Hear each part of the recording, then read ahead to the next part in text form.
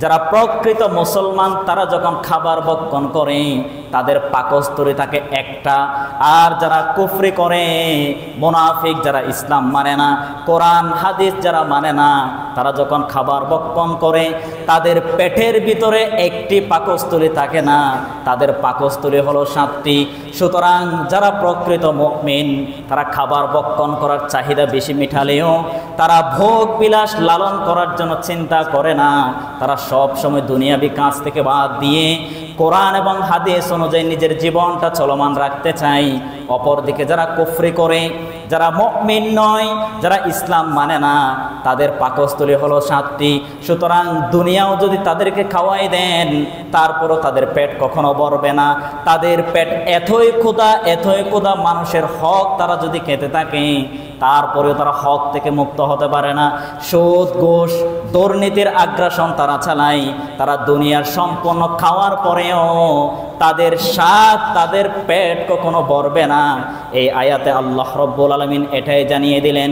আরেকটি উদাহরণ দিলেন, তাকুলুল আনআম, চতুষ্পদ জন্তু যেভাবে মাঠের দিকে তাকিয়ে তাকিয়ে খাবার ভক্ষণ করে, চতুষ্পদ জন্তু যেভাবে খাবার ভক্ষণ করতে থাকে, কাফির, ইয়াহুদি, খ্রিস্টান যারা মুমিন নয়, যারা মুনাফিক, তারা প্রাণীদের মতো ভক্ষণ করতেই কিয়ামত পর্যন্ত থাকবে। নাউযু বিল্লাহি মিন যালিক। আল্লাহ তাআলা বলতেছেন তাকুলুল আনআম, চতুষ্পদ প্রাণী, চতুষ্পদ জন্তু যেভাবে সারা দিন খাবার খেতে থাকে। এই যে আমরা যারা গরু পালন করি, ছাগল পালন করি, তাদেরকে সকালে যদি মাঠে ছেড়ে দেন তারা মাগরিব সন্ধ্যা পর্যন্ত খেতেই থাকবে। বিশেষ করে ছাগল, এদের খাওয়া কখনো শেষ হয় না। আপনি রাত 10টা পর্যন্ত যদি বাহিরে রাখেন তারা কিছু না কিছু খেতেই থাকবে।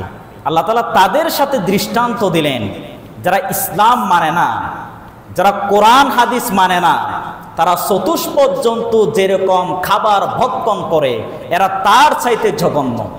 দুনিয়ার সব কিছু তাদেরকে খাওয়ালেও তাদের পেট কখনো ভরবে না। তারপরও বলবে আমরা আরো চাই, আরো খেতে চাই। এটাই তাদের আশ্বাস, এটাই তাদের চিন্তা চেতনা। এজন্য আল্লাহ রাব্বুল আলামিন বলতেছে